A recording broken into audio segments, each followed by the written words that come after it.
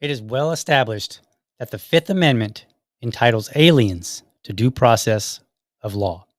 Antonin Scalia, Supreme Court Justice, Reno v. Flores, 1993.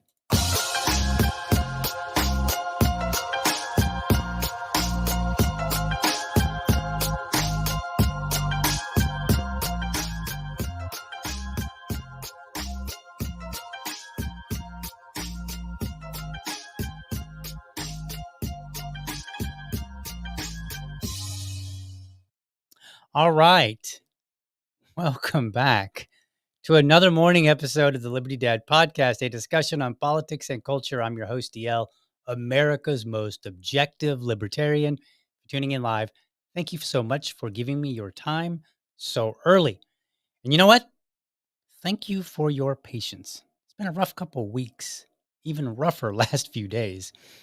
I've been busy with my wife finishing a renovation. And then this weekend, my son got sick. And then I think grandma's sick now too, a little bit, but it seems like we're all on the mend here. So we had to take care of that. At the end of the day, when push comes to shove, I got to prioritize things. So I want to thank you so much for being the absolute best audience, for being patient as I work to deliver consistent daily episodes. All right, let's talk about today. Let's talk about what are we talking about today? We're talking about the Supreme Court ruling that just came out yesterday. Back in episode 472, Trump versus due process, I took issue with two influencers, Chris Mowry, who is like a Democrat type liberal type, and then the redheaded libertarian, conservative. We'll leave the libertarian part up for dispute. I disagreed with both. Ultimately, what I argued in that episode was that everyone has the right to due process. Everyone. And that due process protects Americans. And then I went and I looked at the timeline of the events that led to deporting about 300 Venezuelans. And I said, it appears that the Trump administration was intentionally trying to evade judicial review, which I said was still in play. Like there was still an element of judicial review that could happen. And many people incorrectly said that invoking the Alien Enemy Act basically freed Trump from any judicial review.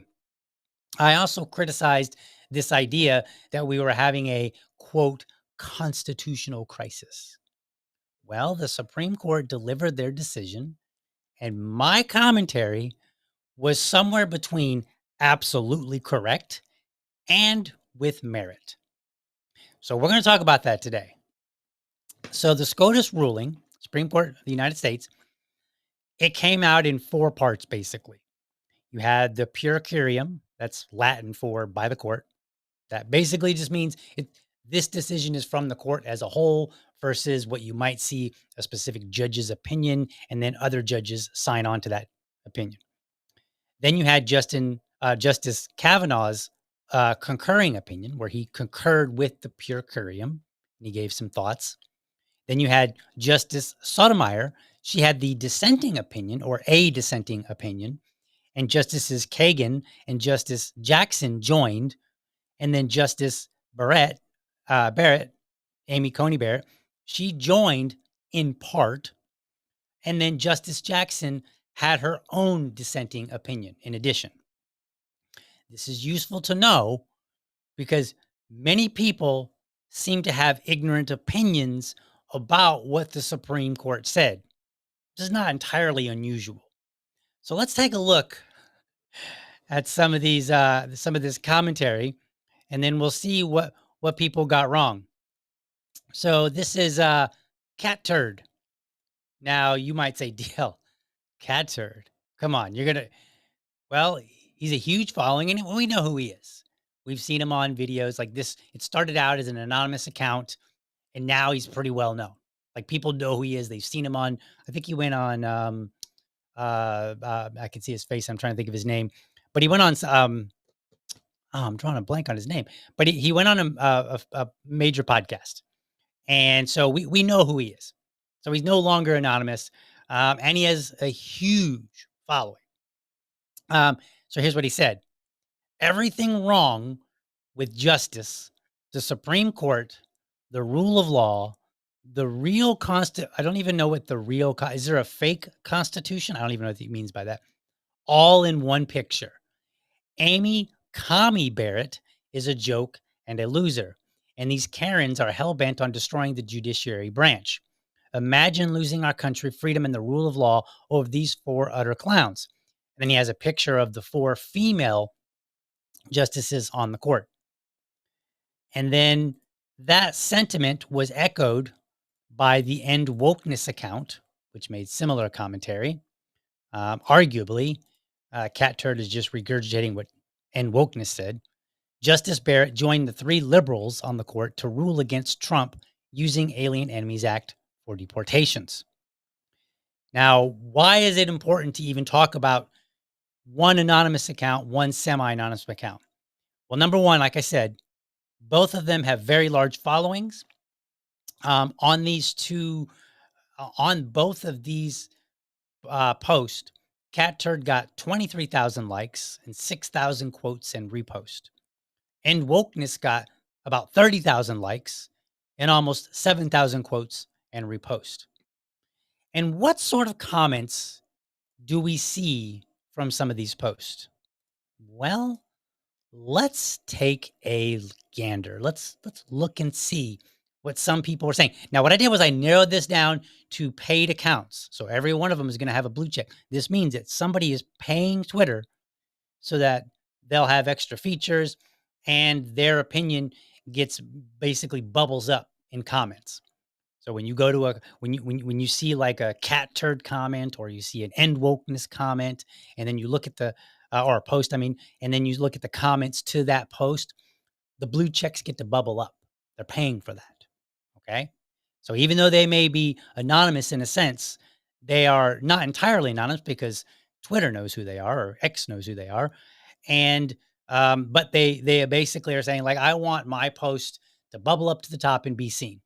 So let's see what people said in response to these posts. And these are a combination of comments related to both End Wokeness and Cat Turd. So here we go.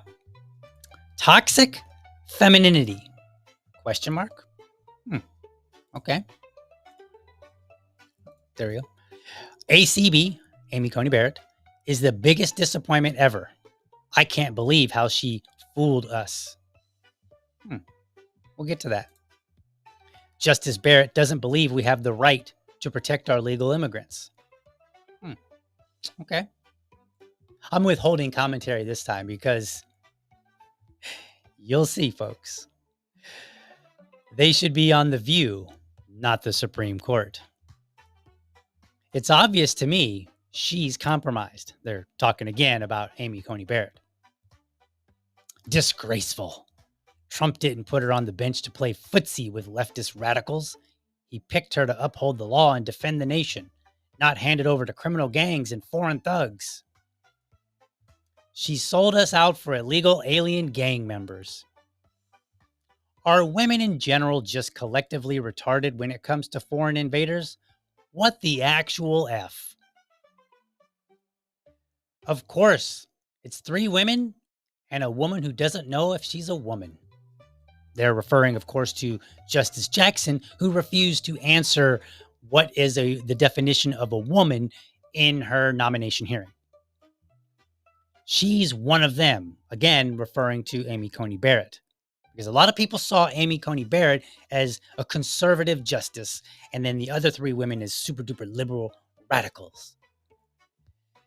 Women do not belong in any position of power or authority over others. They have neither the mental capacity nor the emotional stability to prioritize the welfare of others over their own petty feelings. I've already stated publicly that AC-B, I don't know what that's supposed to mean, has been compromised. She will do as she's told, unfortunately. As she's told. Somebody's telling her what to do.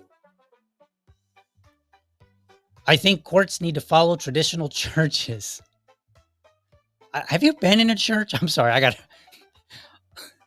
I've been to a lot of traditional churches, and the leadership can be just as unraveled and crazy as you see anywhere else. She votes good about 50% of the time and bad the rest. But who even knows which way she's going? I remember feeling very concerned when the left didn't push back very hard against her. That's a very interesting reason to feel concerned. Hey, wait a minute, the left isn't pushing on you hard enough? Not like I was concerned because I've read some of her opinions and I disagree with her judicial philosophy. No, the left didn't put. These other people didn't do all my homework for me and tell me what to believe by virtue of them saying this and me therefore disagreeing. That's basically, like, it's funny. Like, if you think about it, if somebody says the left didn't push back hard enough and that made you concerned, that basically means you wanted the left to do your job for you so that you would know who to disagree or agree with. Fun times. Barrett is compromised. I don't know if somebody got to her family or if there is something buried in her or a member of her family's past, but the left has something on her. Perhaps something for FBI Dan Bongino and FBI Director Cash to review. Is she being blackmailed? Somebody really tagged the FBI and said, maybe you should check and see if somebody's blackmailing her. Wow. This is hardly the first time the Republicans have selected a justice who seems to morph into a liberal as soon as they join the court. Who recommended her? Mitch, referring to Mitch McConnell. Serious question. What happened to her? Threatened? Blackmailed? What is the story here? Not one woman on this Supreme Court should be there. All compromised and rule based on emotion and political beliefs. Shameful. Barrett is the worst, cosplaying as a conservative. She's in for a few surprises when she gets to the hot place. I see. So the way she's ruling means she's going to hell. Interesting take. There, who's that? Carson Crow, whoever you are. Is it misogynist to say people governed by emotion shouldn't be sitting in judgment?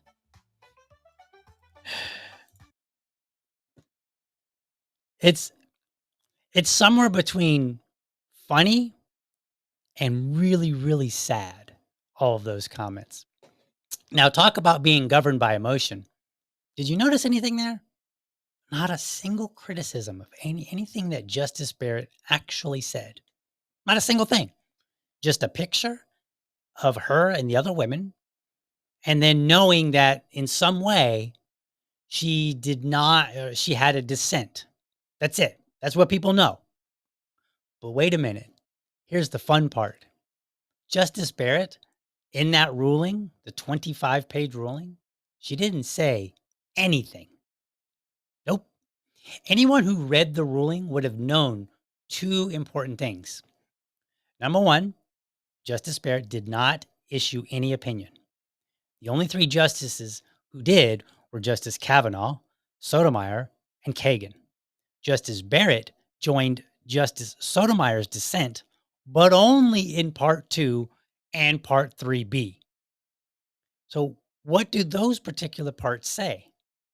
Well, I'm glad you asked. In Part 2, it agrees with the per curiam. It says basic, which says, quote, so too do we all agree with the per curiam's command that the Fifth Amendment requires the government to afford plaintiffs, quote, notice after the date of this order that they are subject to removal under the act with reasonable time and in such manner as will allow them to actually seek habeas relief in the proper venue before such removal occurs. So basically, part two, in other words, that part agrees with the court's ruling about judicial review, which all 9 justices agree.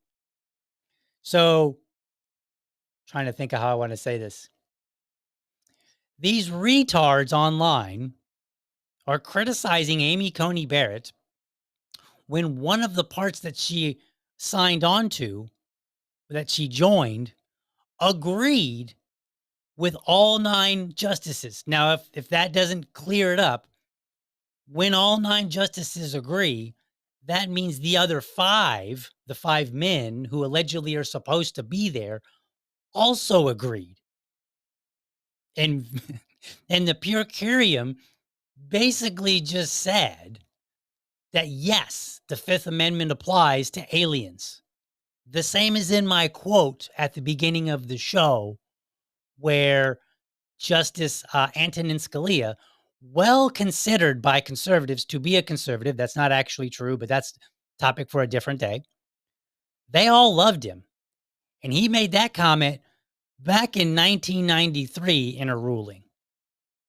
So part 2, for which Amy Coney Barrett joined, simply agreed with the court's ruling that came out, which a lot of people were praising. They're like, oh, look at that. Trump is good to go. Kind of. What about Part 3B? Surely there must be some crazy liberal nonsense there, right? Nope. That is where Justice Sotomayor disagrees with the court's ruling that habeas corpus is the appropriate mechanism for challenging the Alien Enemy Act removals versus using the APA, the Administrative Procedure Act. This is basically a procedural difference. It says nothing at all about whether illegal immigrants should stay or not, whether they should be brought back, or any other argument even remotely related to emotion. Without getting into it too much, habeas is about individual challenges to the legality of detention and location, while the APA is about a broader challenge to agency actions, often addressing systemic overreach. The court ruled that Texas, where the individuals were detained, was the appropriate venue, not DC. It's about how the case or cases are to be brought and where. That's what it's about. It's just about, like, how do you do this? Where do you do it? Was DC the proper court? Was it proper to say that the government overall was overreaching in its authority? Or is it, hey, each individual has to bring their own individual case and say, hey, you know what? The Trump administration was wrong, and they're challenging their detention, their deportation. That's it. That's what Justice Barrett agreed with the dissent. Judicial review, again, all 9 justices, and disputing how and where the challenges should occur. That's it. That's what everybody got on their high horse about and said, oh my gosh, I can't believe all these women. Now, the other 3, they do make different arguments. But as far as what Justice Barrett joined in on. She joined in on procedure and then to agree with the first five, with the other acceptable five justices. This is how you know people don't know what they're talking about. It's and it doesn't take a very difficult. This is not difficult. Reading, reading. Yeah. Have I told you the percentages of reading comprehension in the United States for 12th grade students? Reading, and I don't remember the exact number, but the reading proficiency level for 12th grade students, people that are graduating, is less than 50%. And that less than 50% means they are less than 50% are able to read at or above their level. That's where we are as a country. We are idiocracy. We are a retarded country, and we shouldn't be. All it takes is a little bit of reading. So what I'm going to do is I'm going to take some comments here and then after the break, we're going to summarize the ruling as a whole, and then talk about how I was pretty on point in episode 372. So let's cue up our music here. Let's see what we got. Do. Let's go. We're gonna go to the live chat. We're gonna cue up some music here. All right, there's some music. Let's just take. Let's see what we've got here. Oh, by the way, I want to point out. I think I figured out how to do this whole send the video to X and everywhere I need to. I think I got it figured out, folks. So we're good to go. We won't, hopefully going forward, we will not have any more mistakes where the feed is going to a few of the social media platforms, but not all of them. I was having a problem with X. I think I've got it figured out now. So we're good to go. All right, let's see what we got here. My VA lady says, hope the Liberty Dad family is feeling better. We are getting there. My little buddy got sick and had to keep him home. And for 2 days, he's off to school today because, I wouldn't want him to grow up and to become another retarded adult that either won't read or can't comprehend what he reads. I don't want him to be that. I want him to be a fully intelligent adult who can say, let me read this before I make an opinion, a sexist one at that, about women, right? Like these broad brushstrokes about how emotional they were. It's crazy. Let's see. Cat turd is a grifting turd. You are correct. He absolutely is. But here's the real problem. He's not just a grifting turd, but he's enabled by all of his followers. Because now I'll be fair. If you go, I only chose the comments, which there were plenty of. There was no shortage. I mean, I could have picked at least 30 or 40 more easily. There were plenty of comments where people pushed back and they were like, well, what did Barrett say? Like, because neither him nor End Wokeness said anything about what Amy Coney Barrett said because she didn't actually say anything. Nor did they criticize anything of substance because then they couldn't have went on running their flappers with sexist comments about being on The View or how women are too emotional to be in positions of power. No, all that applied to the people commenting. They were too emotional. They're like, woman who disagrees with me, she must be bad. Oh no, where are my pearls? Let me grab my pearls. That's what happened. Let's see. Wonder what MAGA McKingmaker says about Amy. Well, as far as I know, she didn't say anything. So there's that. Yes, AC-B is Amy's full name. No, I get that. It was just weird to say AC-B. Like, we don't hyphenate. Do we actually hyphenate? I mean, I guess her name is hyphenated. I don't know, but I don't know. I've never seen somebody hyphenate an abbreviation. That just seems weird, especially on a name. Like with Ruth Bader Ginsburg, everybody just called her RGB, right? I mean, I'm sorry, RBG. I always get that confused, right? Ruth Bader Ginsburg, RBG. They didn't say RB-G or something. So it was just weird the way that it was written. I mean, maybe it's correct. I don't know. And then let's see. My VA lady's like, hey, You're going to write down this process and add to your checklist? Perhaps. That's what I'll say. Perhaps. I'm working on it. Everything is a work in progress, folks. All right. Enough of that. Let's go to break here. And then we will come back and we will talk about how I was actually correct in some of this. Hey, Liberty fam, do me a favor. If you enjoy the show, be sure to hit the like and subscribe button to my channel. And for the really serious folks out there, I want you to hit that bell so that you never miss an episode. By the way, if you want to support the show, head over to libertydad.locals.com and sign up. For $5, you can be part of this show. There, I'll engage supporters of the show. We'll discuss topics that you want me to talk about, response videos that you would like to see, or anything related to the show. And I'll even have a monthly subscribers only episode. By the way, I'm always looking for dads to join me for Dad Talk. That's my series where I invite everyday dads on to talk about what's important to them in the context of being a dad.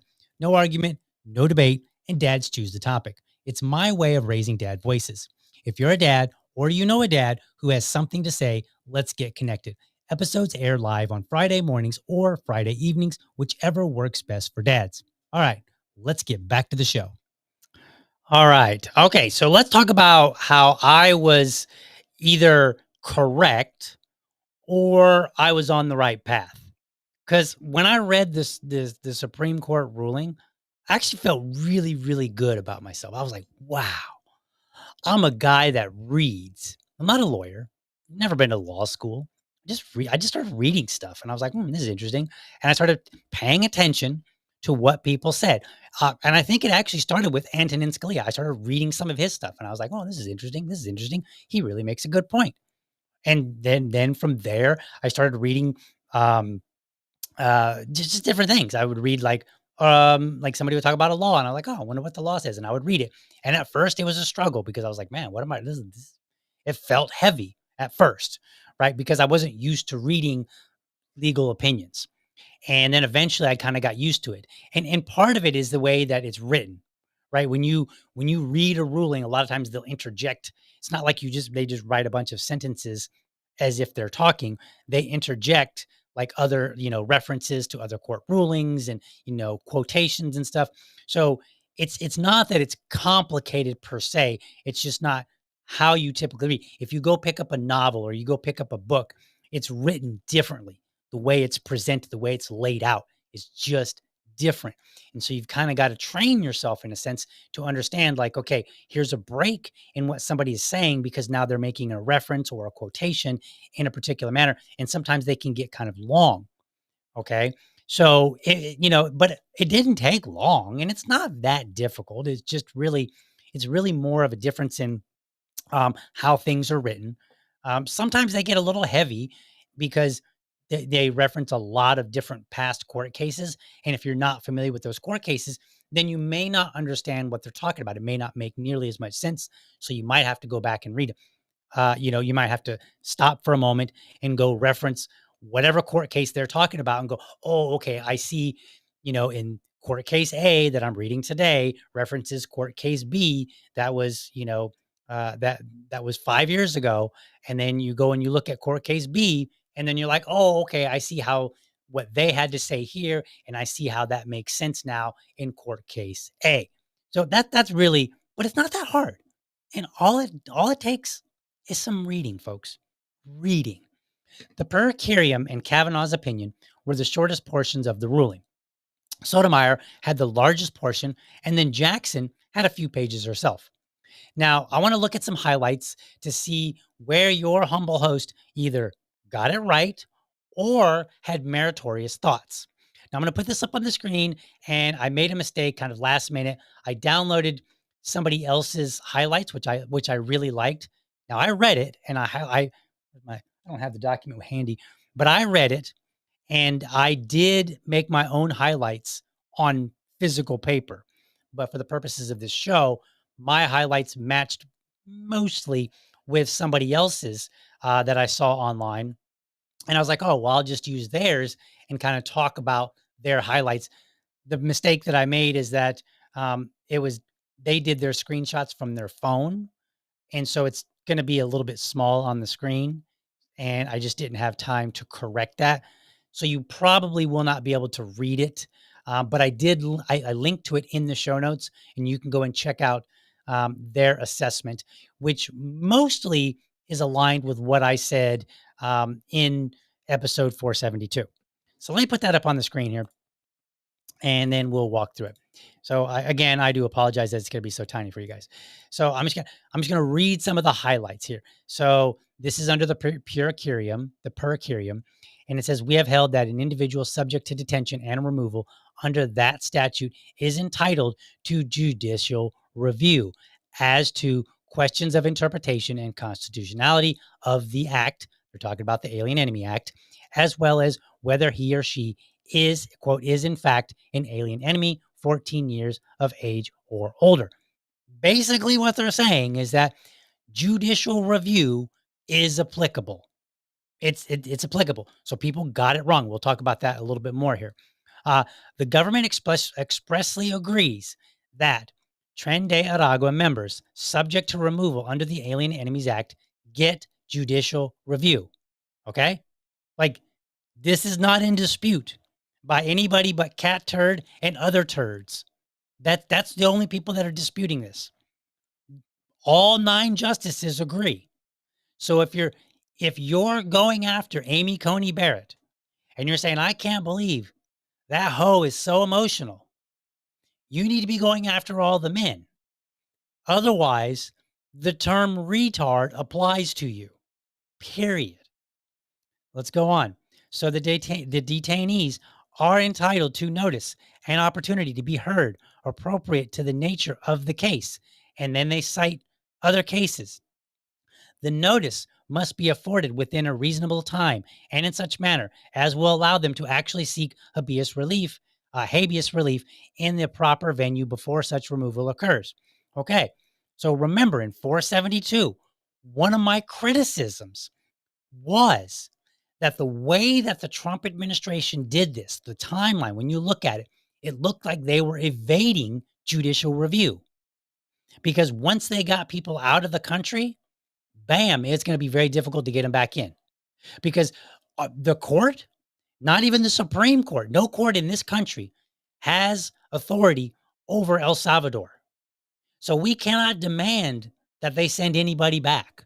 We could demand that the Trump administration attempt to, but the Trump administration, like, they're going to have their hands tied on very quickly because they have no authority over another country, period. And by the way, just as an aside, if you look at some of the other court cases that are currently out there, what they're doing is they're challenging the administration and saying, "Hey, you need to stop payment for certain individuals," because the idea being like every person that we send to CCOT, that's the prison in El Salvador, every person that we send, we're paying El Salvador to hold them. So the idea is like, well, if we stop paying them for a particular person, then that will kind of incentivize El Salvador to send them back. So those court cases are currently going through, and we'll see how they play out. But this is basically right here saying judicial review is applicable. It's also saying due process is applicable, as again, Justice Antonin Scalia, favored among conservatives, said a long time ago. Okay, so let's continue on and see what else we find in this court case here. All right. So then we get into this is Justice Kavanaugh. So this is his concurring opinion with the per curiam. He says he reiterates, all 9 members of the court agree that judicial review is available. What that means is that every single person that said judicial review was out of scope was wrong. Everybody. And there were a lot of voices with very large platforms who said that. And they were very, very wrong. He goes on, I add only that the use of habeas for transfer claims is not novel. In other words, it's not new. It's happened before. In the extradition context and with the respect to transfers on Guantanamo and other wartime detainees, habeas corpus proceedings have long been the appropriate vehicle. Now, did you pick up on that? He said other wartime detainees, right? This is This is part of what I complained about in 472. I said, we're not at war with a gang from El Salvador. We're not at war with El Salvador. There is no formal war.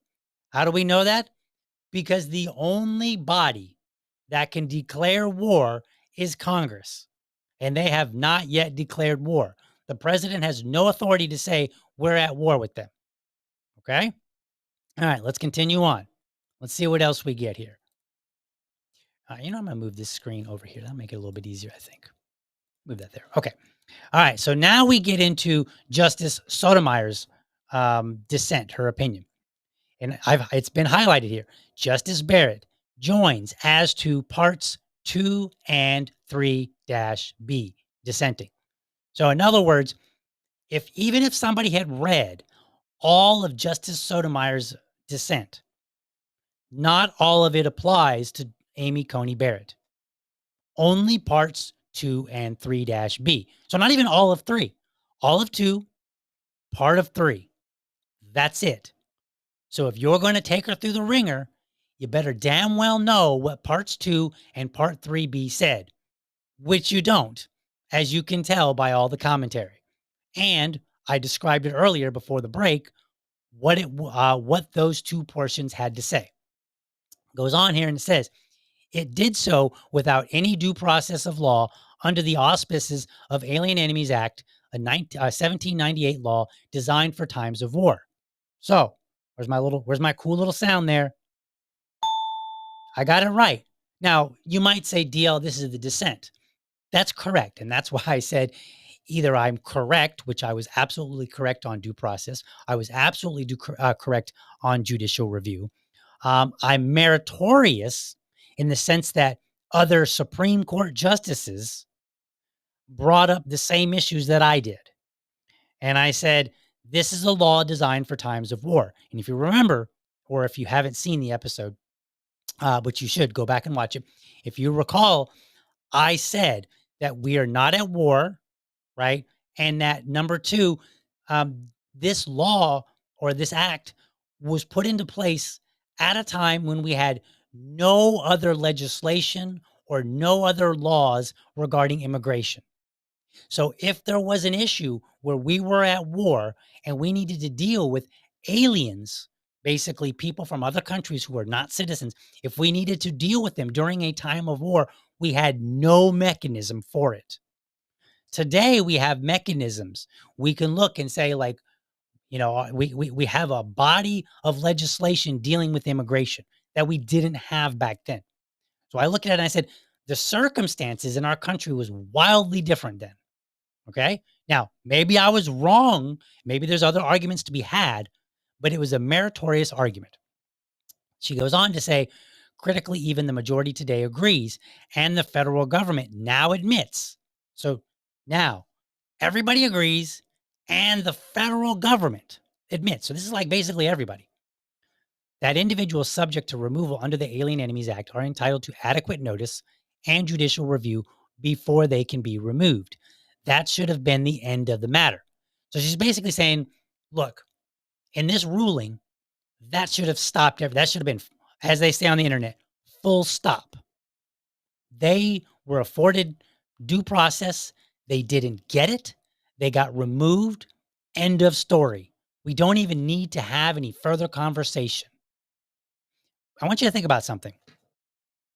If the police right now were to bust into my house and just snatch me up and take me, downtown and throw me into jail and hold me for 30 days, assume that happened, and assume in court, the court found out that that it was not only a no-knock raid. Well, let's say it wasn't a no-knock raid. Let's make this easy. Let's say that the police just showed up out of nowhere for no particular reason. They didn't get a court order. They just showed up. Somebody called them and said, hey, DL's doing a podcast and he's talking trash about the police. Okay. And then the police show up. They get pissed off. They show up. They kick at my door. They come up and they arrest me. Right. What's going to happen is that the court's going to be like, whoa, you did not give this man due process. And they're going to throw it out and let me go. That's what's going to happen. And so this is why Justice Sotomayor is saying it should have been the end of the story. because the end of the story is this didn't happen. Everything you did was wrong. Now you need to make it right. Making it right here in the country would mean letting me go, right? This happens. It happens all the time. They don't follow process, and the person gets. This is why it's so important for them to follow. Like if they don't read you your Miranda rights, that can cost them the case. These are important things. This isn't emotion. I mean, we might get emotional talking about it, but this isn't emotion. This is saying, did you get due process, and was the way the government did it fair? That's what it's about. All right, let's continue to the next one. All right. It does so without mention of the grave harm plaintiffs will face if they are erroneously removed to El Salvador or regard for the government's attempt to subvert the judicial process throughout this litigation. In other words, okay, so she's criticizing the court's conclusion. And she's saying, look, I disagree with the conclusion. I think that you were hasty in making it. You didn't address important things, and you should have addressed certain things. And because you didn't do that, that means when people are wrongfully removed, then that means that that you cause great harm to those people. Because basically it's a slap on the wrist and saying, okay, you should have done that. That's effectively what it is. And she's saying this is a problem because you can cause great harm to people. Now, again, if you are, like I've said this before, if you're a violent criminal, I have no problem having you deported. None. I want due process so that we know you are, in fact, who we say you are. If you're Jose Cuervo, if that's your name, we want to make, if that's who we say we're going after, I want to make sure that you are, in fact, Jose Cuervo. If you are accused of being a violent criminal, I want to make sure that you are, in fact, a violent criminal. That's it. That's what the problem here is.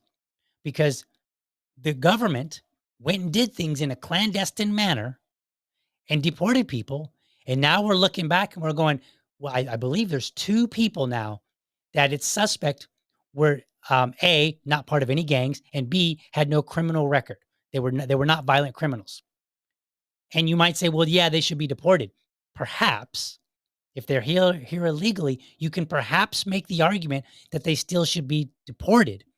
But you cannot make the argument that somebody here illegally, and that's their only crime, should be deported to a third world supermax prison. That's an entire, those are 2 different things. Deporting somebody, deporting them to a supermax third world prison, 2 entirely different things. And if you believe that they're basically the same and no big deal, screw you. You shouldn't have an opinion. In fact, you shouldn't even be voting. You should be deported. See how you like that. Let's continue on. Let's see. Before today, U.S. presidents have invoked the Alien Enemies Act only 3 times, each in the context of an ongoing war. The War of 1812, World War I, World War II. Man, was I right? Because that's exactly what I said. And that is actually truth. That is a fact. That's factual. Period. 100% correct I was. There is, of course, no ongoing war between the United States and Venezuela. That's what DL said. Nor is Trinidad itself a, quote, foreign nation. I also said that. Now, again, this is in the dissent, but these are facts, right? This part here that's being highlighted, this isn't an opinion. It's not an opinion that U.S. presidents invoked this act only 3 times before, and it happened to always be during a war. That's a fact. That's not an opinion. There's no that if you say that, you should just be relegated to the view. No, you're an idiot if you think that. Let's see, what else do we got in here? Congress requires the president to make public proclamation of his intention to invoke the Alien Enemies Act. I said that as well. I was right. President Trump did just the opposite in what can be understood only as covert preparation to skirt both the requirements of the act and the Constitution's guarantee of due process. Man, was I right. That is exactly what you know what? Maybe Justice Sotomayor watched my show. Just kidding. She didn't watch my show. And it would be cool if she did, but she totally did not do that. Goes on to say here, the Department of Homeland Security, DHS, began moving Venezuelan migrants from immigration and customs enforcement detention centers across the country to the El Valle Detention Facility in South Texas before the president even signed the proclamation. Wow, that's what I pointed out. People were being moved around, right? Like this was happening all through the process. Like, and their lawyers kind of got a whiff of it and they started their processes. But the government did this clandestinely. That is a problem. We should all be concerned about it. Let's see what else we got. Not until an hour before the district court's scheduled hearing, and only moments before the government planned to send its planes off to El Salvador, did the White House finally publish the proclamation on its website. That's what I said. I pointed this out. I said, hey, wait a minute. You are supposed to make this public. Public. What does public mean, people? That means so everybody can see proclamation before you make actions, before you make moves. They did not do that. He technically made the proclamation, but he didn't do it publicly. By the way, I want to point out something. During COVID, city of Jacksonville, the Mayor Lenny Curry, he basically did something similar. He made so the requirement for him to invoke additional powers was that he make a emergency proclamation. He made an emergency proclamation, and in our statute, it says the emergency proclamation has to be disseminated to all the media news outlets. In other words, has to be publicized so that people are aware of the emergency proclamation. Then after that, he made an executive order imposing a curfew because there was some violence downtown. And the curfew extended to all of Jacksonville. Now, Jacksonville, if you don't know, is the largest city in the country by land, by area. And so there was a problem in one small portion of this city, and he quietly made what did I just say?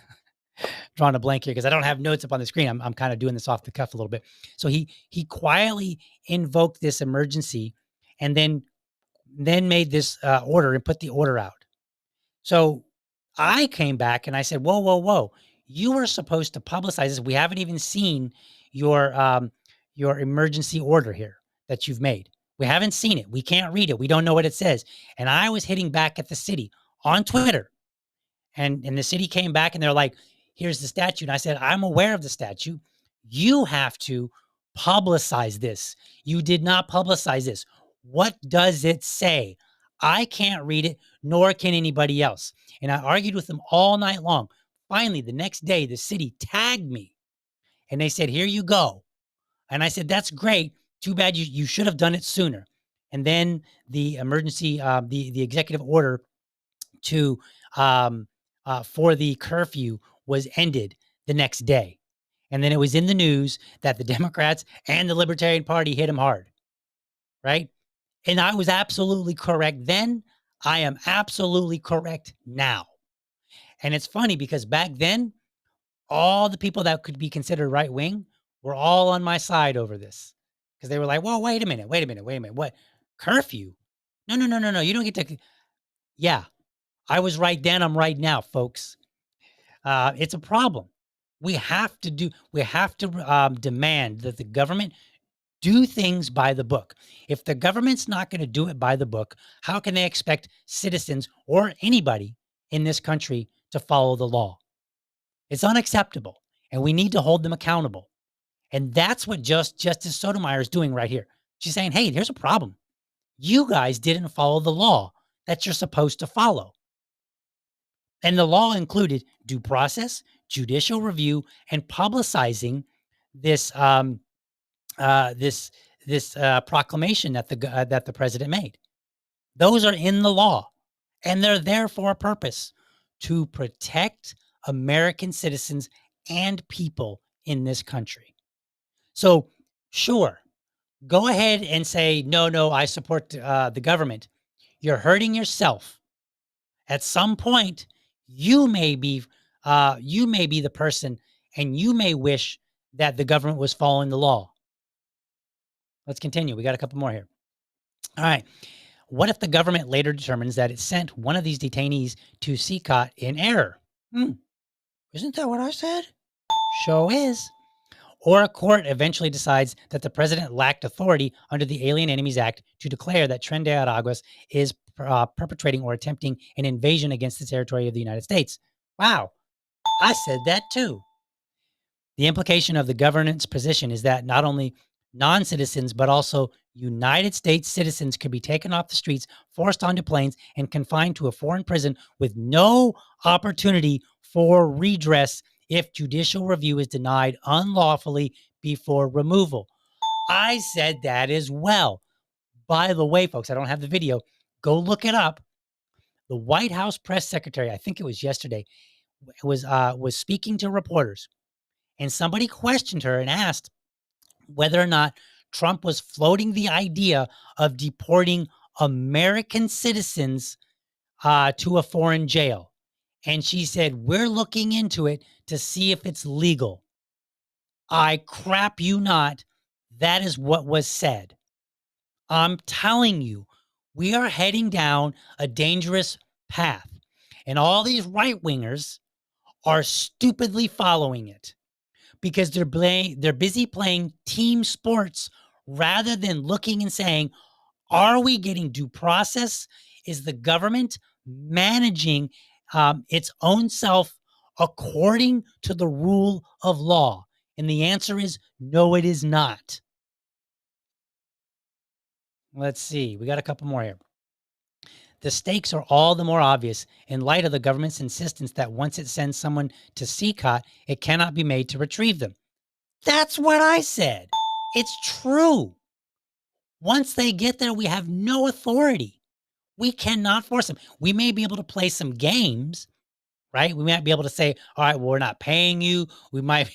Trump might be able to say, we're going to add an extra tariff if you don't give us back our guy. But here's the real problem. What if we send an American citizen? What if the government grabs an American citizen or had grabbed an American citizen, claimed that they were part of a terrorist organization, a designated terrorist organization, or a gang in simple layman's terms, right? Based on tattoos, which is what's going on. That's part of their argument. These tattoos mean you're part of this gang. They send an American citizen over there who had similar tattoos. They're not an illegal immigrant. They're a citizen, and they do this all clandestinely. And then and then by the time the American citizen gets over there, we find out, the public finds out, their lawyers find out, the lawyers now go to court, and then the court rules and says, yeah, you shouldn't have done that. And then the government goes, yeah, but we can't bring them back. We have no authority. And then let's say further that the government goes, well, we don't have any authority, but maybe we can play some games and get this person back. And so while they're playing games, what happens if that American citizen is stabbed to death by another inmate? What then? What are we going to tell the American people? What are we going to tell their family? You want to talk about emotion? All you jackasses that are worried about emotional women, you should have to stand. If that were to happen, you should have to stand before an American citizen's family and tell them, I just thought bitches was emotional. And if that family beat the snot out of you, I'm going to turn my head. I really will. So let me show you a video here. Oh, wait a minute. Nope, we haven't got to the video. We got a couple more here. We got two more. Sorry. Let's go on. Let's see here. Yeah, let's go. Far from acting fairly as to the controversy in district court, the government has largely ignored its obligations to the rule of law. So again, that's what I said. You're ignoring the rule of law. If we can't count on the government to follow the rule of law, how can we count on our rights to be protected? You can't, even if you're an American citizen. That is the core problem. And I said it in that episode. I've said it all over social media. Due process, judicial review protects American citizens and other people. But if you don't care about other people, if you don't care about aliens, you should at least be smart enough to care about yourself. I've seen so many people get online, they're like, well, the government pulls up, I'll just show them my ID. Yeah, if they care to listen, if they care to give you that opportunity. And we have court cases right now. We have cases right now of people that were snatched up. They were not given the opportunity by police to show their ID and prove that they were in fact American citizens. Nobody looked. They were detained for some period of time, and then they finally were given the chance to prove that, oh yeah, you're actually not the person I thought you were. That should never happen. That should always be unacceptable. We have cases, and I showed this in the past. We have cases where American citizens, I want to repeat that, citizens of the United States of America, people that were born here, who have been deported and spent months in a foreign country fighting to get back and prove that they were American citizens. That is never acceptable. And you get more of that when you allow the Trump administration to do what it did. That's what's going on here. The government's conduct in this litigation poses an extraordinary threat to the rule of law. Yes, that a majority of this court now rewards the government for its behavior with discretionary equitable relief is indefensible. We as a nation and a court of law should be better than this. I respectfully dissent. I basically made the same point. What she is saying is that the government got a slap on the wrist. No big deal. So let's put this in terms that retards can understand. Yes, I know I'm being a little emotional. I'm a podcast host, and I'm a guy. I'm a man, so I'm allowed to be, apparently. According to all the right-wingers, I'm allowed to be a little emotional. I'm not a woman. But here's what she's basically saying. And I'm going to put it into terms that everybody can understand. Let's say I'm a gangbanger. I'm an American citizen, but I'm a gangbanger. And I get caught doing something very illegal. Like I assault a bunch of people. I stab them. I do some very terrible, violent things to them. And the government picks me up. You know, the police pick me up. They take me. I go to court. And the court says, yeah, you really shouldn't have done that. But honestly, the police, they shouldn't have done it either. They were kind of wrong. You were kind of wrong. We're just going to let you go. What happens? Do I all of a sudden become better? Do I behave better now? No, I don't. I don't behave better. You cannot expect the government will behave better either, because they did not have anything that they were forced to do. Nothing. They got away with it. Basically said, hey, you can't do that. Don't do it again. That was effectively what the ruling said. Right? I mean, it's a little more than that, but I mean, if we're breaking it down to the super simple terms that a high schooler could understand, that's what it is. Let's look at this last page here. This is Justice Jackson. You know, the Supreme Court justice that could not or would not define what a woman is, and everybody had a big fit about, which rightfully so. I actually agreed. I thought she should have answered that question. She said, I write separately to question the majority's choice to intervene on the eve of the district court's preliminary injunction hearing without scheduling argument or receiving merits briefing. In other words, she's like, look, I dissent because I think you're not taking into consideration other elements that are important. That's basically what she's saying. Is that an emotional argument to say, hey, by the way, I think that you are taking this tiny little thing, you're making a decision on it, and you really need to address some of these other important things because they're important to liberty. In fact, she goes on to say, for lovers of liberty, this should be quite concerning. She is absolutely dead correct. You say dead wrong. She was absolutely 100% correct. She is right.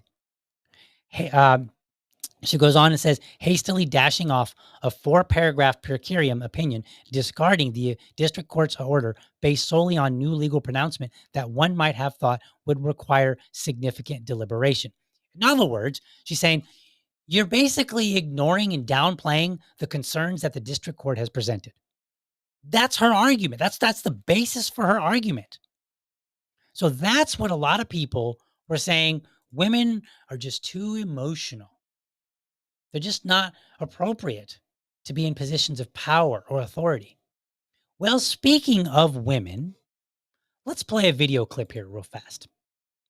So this is Megyn Kelly talking about judicial review. So let's see if Megyn Kelly, a woman on the right, does any better than all these other very volatile, emotional women. The answer is no court can review it. Not the Supreme Court, not the appellate court, not the district court. Exactly. That's the answer. There is no court, including the highest court in the land, that has jurisdiction over this. And in part, because of the words of the Alien Enemy Act, as interpreted by the U.S. Supreme Court after it was passed, the U.S. Supreme Court held the Alien Enemy Act precludes, meaning stops, doesn't allow, judicial review of the removal order. This is the Supreme Court deciding a case after World War II had ended. She's talking about the Ludecky course that I talked about, and I was, by the way, correct about. Such great war powers may be abused, no doubt, but that is a bad reason for having judges supervise their exercise, whatever the legal formulas within which such supervision would nominally be confined, the Supreme Court majority declared. Accordingly, we hold that full responsibility for the just exercise of this great power may validly be left where the Congress has constitutionally placed it, on the President of the United States. That's the law, Casey, not the Supreme Court, not the appellate court beneath it, and not Judge Boasberg. Boom. She's wrong. How do I know she's wrong? Because 5 men said she was wrong. All the people that are now criticizing the 4 female Supreme Court justices, calling them emotional, saying they don't belong in power because they're women, every one of them were totally cool with Megyn Kelly's opinion, even though it was dead wrong. Even though that we now know the 5 men on the court that all those same people are putting up on a pedestal have said, nope, that's not true. And your not so humble host here read Ludecky versus Watkins, and I came to an entirely correct view that judicial review was limited, but it did not preclude judicial review entirely. Kelly and a long list of other influencers, many women, were dead wrong, whether they were being emotional or not. They were wrong. Now, am I being a jerk just to pat myself on the back? No. The entire matter is one over judicial review and due process. As I keep saying, due process protects Americans. Let me summarize due process in the simplest of terms. Due process is a legal principle that ensures everyone gets fair treatment under the law. It means the government cannot take away your rights like life, liberty, or property without following proper legal steps, like giving you a chance to defend yourself in court. In the U.S., it is protected by the Constitution in the 5th and 14th Amendments, and it applies to both criminal and civil cases. Basically, it's about making sure justice is fair and not random. It protects American citizens at a bare minimum. Even if you don't care about immigrants, even if you hate immigrants, even if you don't want a single immigrant to ever come to this country, due process is given to them to make sure that it is also given to you. Because when the police roll up on you and they don't bother checking your documents, your papers, please, we want to make sure that if they call you and say, hey, or not call you, but if they come up on you and say, you're Jose Cuervo, and you've been accused of stabbing somebody, and you go, whoa, my name is Fred C. Jones. I didn't stab anybody. We due process make sure that you are not Jose Cuervo. So if you are stupid enough to say it shouldn't apply to immigrants, then you're basically harming yourself or at least other Americans at some point. And you don't even understand liberty. You are being a fool. And that is a dangerous thing. And unfortunately, we have way too many, as I showed you, way too many people who do not understand due process or judicial review or the law or much of anything at this point. A lot of people misunderstand and seem to believe that due process gives violent criminals or illegal immigrants something. No, it ensures that the government, when they claim that you violated the law and you should be punished, that you are who they say you are and you did what they say you did.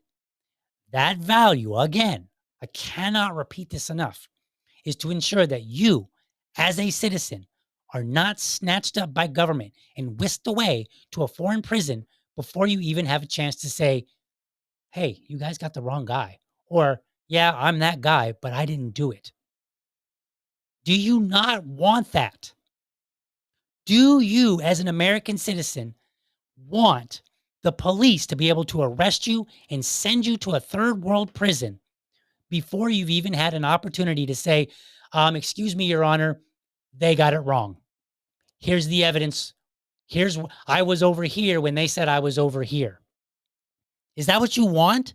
Because that's what you're going to get at some point in the future if you keep going down this path. And it's not even about sympathy for immigrants. Although, if you're a human being, you should probably have that too. So at a minimum, you either are protecting yourself or you're harming yourself. And as far as I'm concerned, if you as an American citizen don't care about due process and judicial review, even for immigrants or aliens, you are a danger to liberty. You should not vote. And if you get deported, I will not be crying for you. I mean, I won't. If I find out, now look, here, I'll be honest. If I find out that the government snatches up an American citizen, sends them they deport them to another country, if I find that out, I will certainly fight on behalf because I'm fighting on my behalf. But will I get all emotional and go on The View and defend you? No. I will simultaneously tell you, you made your bed and you're going to have to lie in it until such time that us people that care about liberty can fight for our own selves by fighting for you. And if we fight for you and get you back, I will never talk to you. And I will promote everybody snubbing their nose at you. You should be a pariah because you are a danger to liberty. You're a danger to me, my family, my audience, and every American in this country. And every influencer, every talking head that took that position, they are a danger. The Trump administration, they are a danger. The Supreme Court right now is kind of a danger as well. The quote unquote liberal justices, they got it right. And you dummies can't figure it out. I'm going to show you one last image here real quick because I think this needs to be made a point. Let's see, one last one. So here's what I had said about Cat Turd because he made a bunch of tweets. He said everything wrong with the Supreme Court rule of law, blah, blah, blah. I said insults at Amy Coney Barrett is a quick and dirty way of knowing who to ignore on SCOTUS rulings. Kavanaugh wrote for the majority, Sotomayor, the dissenting, and Jackson added her own separate. ACB only joined with Part 2 and Part 3B of the dissent. Dubious that Cat Turd knows the difference. I doubt that he even knows the difference. But the really important part is that first line there. Insults at her. If you don't want to read all this stuff, you're just watching the show and you picked up and you learned a little bit. When you go out and you're watching the talking heads, when you're watching the influencers, just pay attention. If you see that they're criticizing Amy Coney Barrett and they're not saying she said this and here's where I disagree, if they're not saying something like that, if they're just like, oh, she's a woman, she probably was on her period and she was just emotional, right? If they're saying stuff like that, ignore them forever. Like they have nothing to contribute. They are a danger to you and your personal liberty. Keep that in mind, folks. All right, let's get to some comments here. Let's see if there's any further comments that I need to address, and then we will get out of here. All right, Let's see. Yes, my VA lady says to support the show, locals for $5 a month. She puts a link in there. Please go do that. I didn't change my boom. There we go. So go and support. Let's see. Joe says when the president does it, it makes it legal. I mean, that's kind of where we are right now. Like I said, we are literally in idiocracy. It's our own slight variant, but we are in idiocracy right now. All right. I think that's all the comments. Let me check and make sure that there's nothing. Let's see, nothing there, nothing on Facebook. So we're good to go, folks. All right. Well, I guess that's the end of the show. Hope you enjoyed it. I will see you again next time. Where's my do? See you later, folks. Thank you for watching, and I hope you found this episode informative and inspiring. Be sure to catch me Monday through Friday, 7:30 a.m. for an informed discussion on politics and culture. Make sure that you're subscribed to my YouTube channel, or if you prefer my Rumble channel, you can go to youtube.libertydad.com, or you can go to rumble.libertydad.com. While you are there, let me know how I'm doing by leaving me a comment. You can also become part of the community by heading over to libertydad.locals.com. Remember, if you're a champion of liberty, your business is people and your product is liberty. I want you to have a great week. Catch you next time. But for now, I'm out.